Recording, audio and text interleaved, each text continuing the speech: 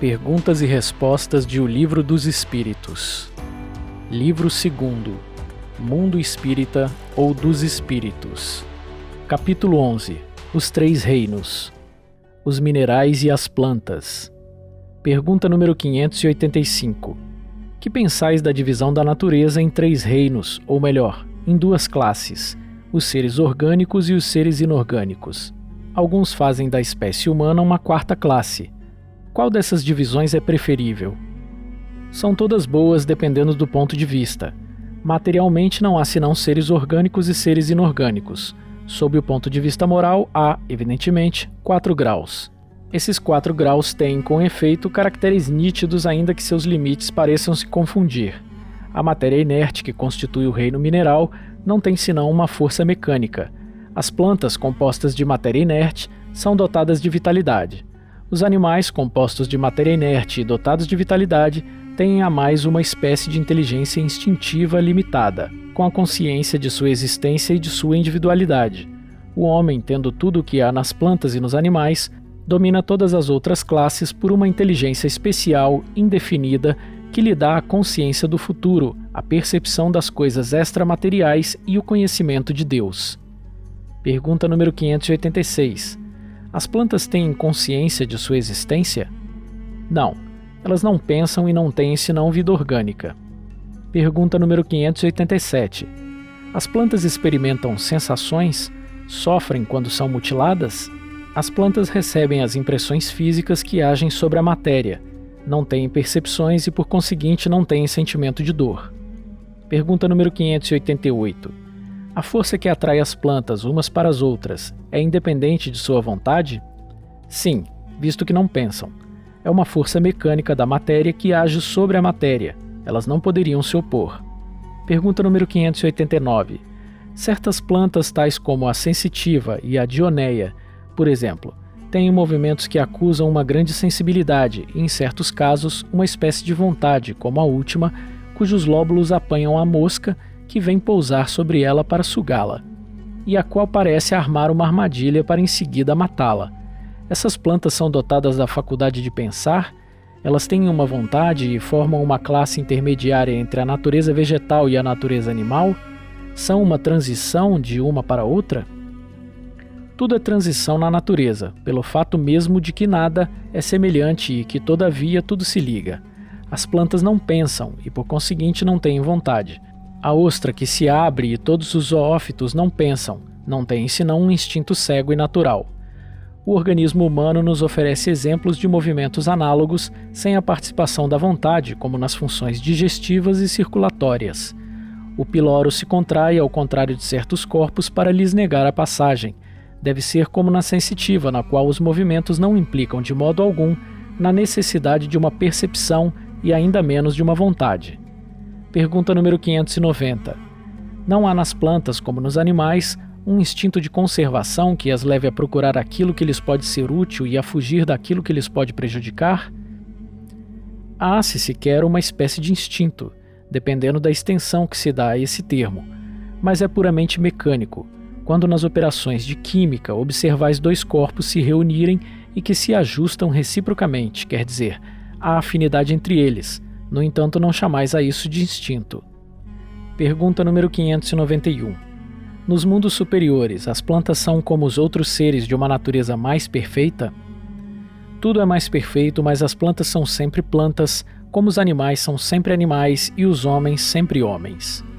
Os animais e o homem. Pergunta número 592. Se compararmos o homem e os animais com respeito à inteligência, a linha demarcatória parece difícil de ser estabelecida porque certos animais têm, a esse respeito, uma superioridade notória sobre certos homens. Essa linha demarcatória pode ser estabelecida de maneira precisa? Sobre esse ponto, vossos filósofos não estão quase nada de acordo. Uns querem que o homem seja um animal, outros que o animal seja um homem. Estão todos errados. O homem é um ser à parte que se rebaixa, algumas vezes muito baixo, ou que pode se elevar bem alto. Fisicamente, o homem é como os animais e menos dotado que muitos deles. A natureza lhes deu tudo aquilo que o homem é obrigado a inventar com sua inteligência para sua necessidade e sua conservação. É verdade que seu corpo se destrói como o dos animais, mas seu espírito tem um destino que só ele pode compreender, porque só ele é completamente livre. Pobres homens que vos rebaixais abaixo da brutalidade, não sabeis vós distinguir? Reconhecei o homem pelo pensamento de Deus. Pergunta número 593. Pode-se dizer que os animais não agem senão por instinto? Isso é ainda um sistema. É verdade que domina o instinto na maioria dos animais, mas não vês que agem com uma vontade determinada? É da inteligência, embora limitada. Além do instinto, não se pode denegar a certos animais atos combinados que denotam uma vontade de agir com sentido determinado e segundo as circunstâncias. Há, portanto, neles uma espécie de inteligência cujo exercício é mais exclusivamente concentrado sobre os meios de satisfazerem suas necessidades físicas e proverem a sua conservação. Entre eles, nenhuma criação, nenhuma melhora. Qualquer que seja a arte que admiremos em seus trabalhos, aquilo que faziam outrora o fazem hoje, nem melhor, nem pior, segundo formas e proporções constantes e invariáveis. O filhote, isolado dos demais da sua espécie, por causa disso não deixa de construir seu ninho com o mesmo modelo, sem ter recebido ensinamento. Se alguns são suscetíveis de uma certa educação, seu desenvolvimento intelectual, sempre fechado em limites estreitos, é devido à ação do homem sobre a natureza flexível, porque não tem nenhum progresso que lhe seja próprio. Esse progresso é efêmero e puramente individual, porque o animal, entregue a si mesmo, não tarda a retornar para os limites estreitos traçados pela natureza. Pergunta número 594. Os animais têm uma linguagem? Se entendeis uma linguagem formada de palavras e de sílabas, não. Um meio de se comunicarem entre si, sim. Eles se dizem muito mais coisas que acreditais, mas sua linguagem é limitada, como suas ideias, às suas necessidades. Há animais que não têm voz. Ao que parece, esses não têm linguagem? Eles se compreendem por outros meios. Vós outros, homens, não tendes senão a palavra para se comunicarem? E os mudos, que dizes deles? Os animais, estando dotados da vida de relação, têm meios de se informarem e de se exprimirem as sensações que experimentam. Crês que os peixes não se entendem entre si? O homem não tem, portanto, o privilégio exclusivo da linguagem, embora dos animais seja instintiva e limitada pelo círculo de suas necessidades e de suas ideias, enquanto que a do homem é perfectível e se presta a todas as concepções de sua inteligência. Os peixes, com efeito, que emigram em massa, como as andorinhas que obedecem ao guia que as conduz, devem ter meios de se informarem, de se entenderem e de combinarem, talvez por uma vista mais penetrante que lhes permita distinguirem os sinais que fazem. Pode ser também que a água seja um veículo que lhes transmita certas vibrações. Qualquer que seja, é incontestável que eles tenham um meio de se entenderem como todos os animais privados da voz e que fazem trabalhos em comum. Deve-se espantar depois disso que os espíritos possam se comunicar entre si sem o socorro da palavra articulada? Pergunta número 595. Os animais têm o livre-arbítrio de seus atos? Eles não são simples máquinas como acreditais, mas sua liberdade de ação é limitada às suas necessidades e não pode se comparar à do homem. Sendo muito inferiores ao homem, eles não têm os mesmos deveres. Sua liberdade está restrita aos atos da vida material. Pergunta número 596. De onde provém a aptidão de certos animais para imitar a linguagem do homem e por que essa aptidão se encontra antes nas aves que no macaco, por exemplo, cuja conformação tem mais analogia com a sua? Conformação particular dos órgãos da voz, secundado pelo instinto de imitação. O macaco imita os gestos e certas aves imitam a voz. Pergunta número 597. Visto que os animais têm uma inteligência que lhes dá uma certa liberdade de ação, há neles um princípio independente da matéria? Sim, e que sobrevive ao corpo. Esse princípio é uma alma semelhante à do homem? É também uma alma, se quiserdes. Isso depende do sentido que se dá a essa palavra. Ela, porém, é inferior à do homem. Há entre a alma dos animais e a do homem tanta distância como entre a alma do homem e Deus. Pergunta número 598. A alma dos animais conserva, depois da morte, sua individualidade e sua consciência de si mesma? Sua individualidade sim, mas não a consciência do seu eu. A vida inteligente permanece no estado latente. Pergunta número 599. A alma dos animais tem a escolha de encarnar-se em um animal antes que em outro? Não, ela não tem o livre-arbítrio. Pergunta número 600. A alma do animal, sobrevivente ao corpo, está depois da morte em um estado errante como a do homem? É uma espécie de erraticidade visto que não está unida ao corpo, mas não é um espírito errante. O espírito errante é um ser que pensa e age por sua livre vontade, sendo a consciência de si mesmo seu atributo principal. A alma dos animais não tem a mesma faculdade. O espírito do animal é classificado depois da sua morte pelos espíritos que a isso compete e quase imediatamente utilizado, não tendo tempo de se colocar em relação com outras criaturas.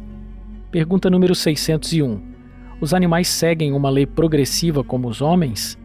Sim. E é por isso que nos mundos superiores, onde os homens são mais avançados, os animais o são também, tendo meios de comunicação mais desenvolvidos. Mas eles são sempre inferiores e submissos ao homem. São para eles servidores inteligentes. Não há nisso nada de extraordinário. Imaginemos nossos animais, os mais inteligentes, o cão, o elefante, o cavalo, como uma conformação apropriada aos trabalhos manuais, que não poderiam fazer sob a direção do homem. Pergunta número 602. Os animais progridem como o homem pelo fato de sua vontade ou pela força das coisas? Pela força das coisas, por isso para eles não há expiação. Pergunta número 603. Nos mundos superiores, os animais conhecem a Deus? Não.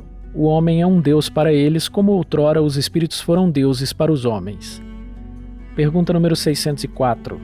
Os animais, mesmo aperfeiçoados nos mundos superiores, sendo sempre inferiores ao homem, resulta que Deus criou seres intelectuais perpetuamente destinados à inferioridade, o que parece em desacordo com a unidade de vistas e de progresso que se distingue em todas suas obras? Tudo se encadeia na natureza por laços que não podeis ainda compreender, e as coisas, as mais díspares na aparência, têm pontos de contato que o homem não chegará jamais a compreender no seu estado atual. Ele pode entrevê-los por um esforço da sua inteligência, mas só quando sua inteligência tiver adquirido todo o seu desenvolvimento e estiver isenta dos preconceitos do orgulho e da ignorância, é que ela poderá ver claramente na obra de Deus. Até lá, suas ideias limitadas fazem-no ver as coisas de um ponto de vista mesquinho e restrito.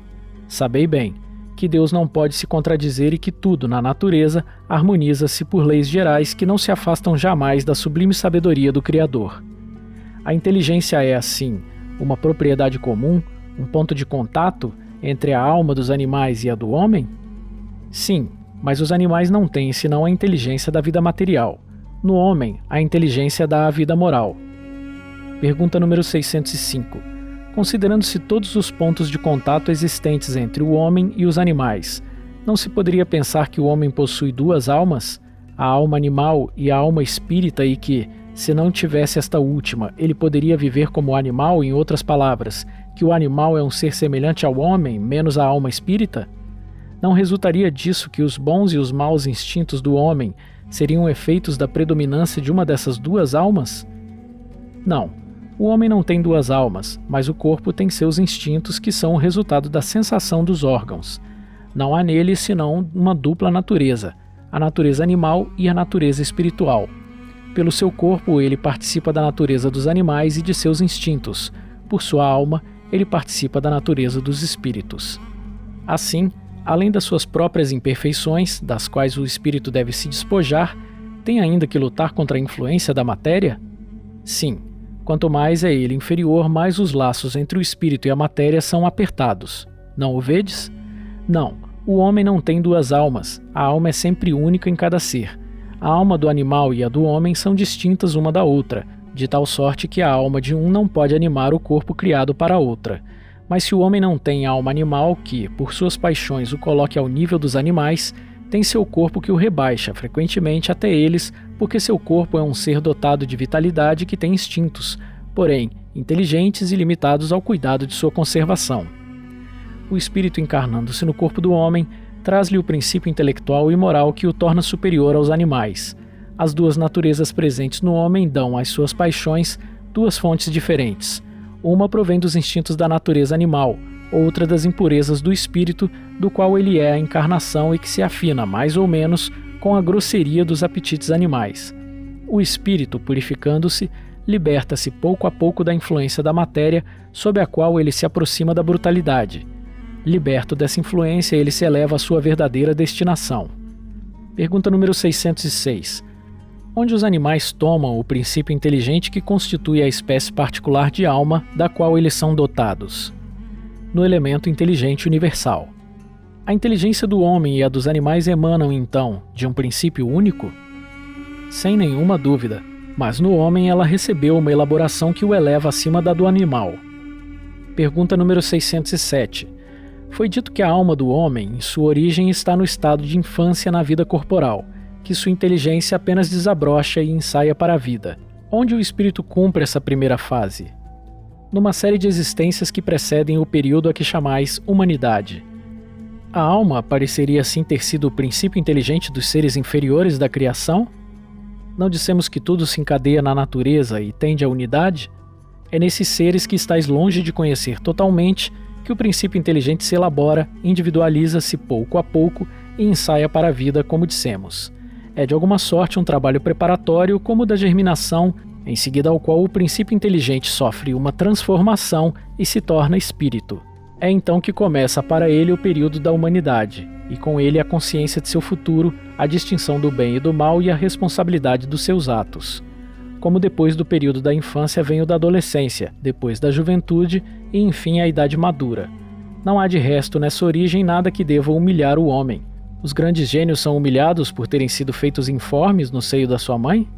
Se alguma coisa deve humilhá-lo, é a sua inferioridade diante de Deus e sua impotência para sonhar a profundeza dos seus desígnios e a sabedoria das leis que regem a harmonia do universo. Reconhecei a grandeza de Deus nessa harmonia admirável que torna tudo solidário na natureza. Crer que Deus haja feito alguma coisa sem objetivo e criado seres inteligentes sem futuro seria blasfemar contra a sua bondade que se estende sobre todas as suas criaturas. Esse período de humanização começa sobre a Terra? A Terra não é o ponto de partida da primeira encarnação humana. O período de humanização começa em geral em mundos ainda mais inferiores. Isso, entretanto, não é uma regra absoluta e poderá acontecer que um espírito, desde o seu começo humano, esteja apto a viver sobre a Terra. Esse caso não é frequente e seria antes uma exceção. Pergunta número 608. O espírito do homem, depois de sua morte, tem consciência das existências que lhe precederam o período de humanidade? Não, porque não é nesse período que começa para ele a vida de espírito, e é mesmo difícil que se lembre de suas primeiras existências como homem. Como o homem absolutamente não se lembra mais dos primeiros tempos de sua infância e ainda menos do tempo que passou no seio de sua mãe. Por isso, os espíritos nos dizem que não sabem como começaram. Pergunta número 609. O espírito, uma vez dentro do período de humanidade, conserva os traços do que foi precedentemente, quer dizer, do estado em que esteve no período que se poderia chamar anti-humano? Depende da distância que separa os dois períodos e o progresso alcançado. Durante algumas gerações ele pode ter um reflexo mais ou menos pronunciado do estado primitivo, porque nada na natureza se faz por transição brusca. Há sempre anéis que ligam as extremidades das cadeias dos seres e dos acontecimentos, mas esses traços se apagam com o desenvolvimento do livre-arbítrio. Os primeiros progressos se cumprem lentamente porque não estão ainda secundados pela vontade. Eles seguem uma progressão mais rápida à medida que o espírito adquire uma consciência mais perfeita de si mesmo. Pergunta número 610. Os espíritos que disseram que o homem é um ser à parte na ordem da criação, enganaram-se? Não, mas a questão não foi desenvolvida e, aliás, há coisas que não podem chegar senão em seu tempo. O homem é, com efeito, um ser à parte, porque ele tem faculdades que o distinguem de todos os outros e tem um outro destino. A espécie humana é aquela que Deus escolheu para a encarnação dos seres que podem conhecê-lo. Metempsicose. Pergunta número 611. A comunidade de origem dos seres vivos no princípio inteligente não é uma consagração da doutrina da metempsicose? Duas coisas podem ter uma mesma origem e não se assemelharem absolutamente mais tarde. Quem reconheceria a árvore, suas folhas, suas flores e seus frutos no germe informe contido na semente de onde ela saiu? Do momento em que o princípio inteligente atinge o grau necessário para ser espírito e entrar no período de humanidade, ele não tem mais relação com seu estado primitivo e não é mais a alma dos animais, como a árvore não é a semente. No homem não há mais do animal senão o corpo, e as paixões que nascem da influência do corpo e do instinto de conservação inerente à matéria. Não se pode então dizer que tal homem é a encarnação do espírito de tal animal e, por conseguinte, a metempsicose, tal como é entendida, não é exata. Pergunta número 612. O espírito que animou o corpo de um homem poderia encarnar num animal? Isso seria retrogradar e o espírito não retrograda. O rio não remonta à sua fonte. Pergunta número 613. Totalmente errada que seja a ideia ligada à metempsicose. Não seria ela o resultado de um sentimento intuitivo das diferentes existências do homem? Esse sentimento intuitivo se encontra nessa crença como em muitas outras, mas como na maioria das suas ideias intuitivas, o homem a desnaturou. A metempsicose seria verdadeira se entendesse por essa palavra a progressão da alma de um estado inferior para um estado superior, onde ela adquirisse desenvolvimento que transformasse sua natureza. Ela, porém, é falsa no sentido de transmigração direta do animal no homem e reciprocamente, o que implicaria a ideia de uma retrogradação ou fusão. Ora, essa fusão não podendo ocorrer entre os seres corpóreos das duas espécies é um indício de que eles estão em graus não assimiláveis e que deve ocorrer o mesmo com os espíritos que as animam. Se o mesmo espírito pudesse animá-las alternativamente, seguir-se-ia uma identidade de natureza que se traduziria pela possibilidade da reprodução material. A reencarnação ensinada pelos espíritos está fundada, ao contrário, sobre a marcha ascendente da natureza e sobre a progressão do homem na sua própria espécie, o que não tira nada da sua dignidade. O que o rebaixa é o mau uso que ele faz das faculdades que Deus lhe deu para seu adiantamento. Qualquer que seja a antiguidade e a universalidade da doutrina da metempsicose e os homens eminentes que a professaram, provam que o princípio da reencarnação tem suas raízes na própria natureza. Esses são, pois, antes argumentos a seu favor do que contrários. O ponto de partida do espírito é uma dessas questões que se prendem ao princípio das coisas e estão no segredo de Deus. Não é dado ao homem conhecê-las de maneira absoluta, e ele não pode fazer a esse respeito senão suposições, construir sistemas mais ou menos prováveis. Os próprios espíritos estão longe de conhecerem tudo. Sobre o que eles não sabem, podem também ter opiniões pessoais mais ou menos sensatas. É assim, por exemplo, que todos não pensam a mesma coisa com respeito às relações que existem entre o homem e os animais. Segundo alguns, o espírito não alcança o período de humanidade senão depois de ser elaborado e individualizado nos diferentes graus dos seres inferiores da criação. Segundo outros, o espírito do homem teria sempre pertencido à raça humana sem passar pela experiência animal. O período desses sistemas tem a vantagem de dar um objetivo ao futuro dos animais que formariam, assim, os primeiros elos da cadeia dos seres pensantes. O segundo está mais conforme com a dignidade do homem e pode se resumir como se segue. As diferentes espécies de animais não procedem intelectualmente umas das outras pela via da progressão. Assim, o espírito da ostra não se torna sucessivamente o do peixe, da ave, do quadrúpede e do quadrumano. Cada espécie é um tipo absoluto, física e moralmente, aurindo cada indivíduo na fonte universal a quantidade de princípio inteligente que lhe é necessária, segundo a perfeição dos seus órgãos e a obra que deve cumprir nos fenômenos da natureza, e que, em sua morte, torna a massa. Os dos mundos mais adiantados que o nosso são igualmente raças distintas, apropriadas às necessidades desses mundos e ao grau de adiantamento dos homens, dos quais são auxiliares, mas que não procedem absolutamente dos da terra, espiritualmente falando. Não ocorre o mesmo com o homem. Do ponto de vista físico, forma evidentemente um elo da cadeia dos seres vivos, mas do ponto de vista moral, entre o animal e o homem, há solução de continuidade. O homem possui sua própria alma ou espírito, centelha divina que lhe dá o senso moral e um valor intelectual que falta aos animais, e é nele o ser principal, pré-existente e sobrevivente ao corpo e que conserva a sua individualidade. Qual é a origem do espírito? Onde está seu ponto de partida? Ele se forma de um princípio inteligente individualizado? É isso um mistério que seria inútil procurar penetrar e sobre o qual, como dissemos, não se pode senão construir sistemas. O que é constante e que resulta, por sua vez, do raciocínio e da experiência é a sobrevivência do espírito, a conservação da sua individualidade depois da morte, sua faculdade progressiva, seu estado feliz ou infeliz, proporcionais ao seu adiantamento no caminho do bem e todas as verdades morais que são as consequências desse princípio. Quanto às relações misteriosas que existem entre o homem e os animais, repetimos, isso está nos segredos de Deus, como muitas outras coisas cujo conhecimento atual não importa ao nosso adiantamento e sobre as quais seria inútil insistir.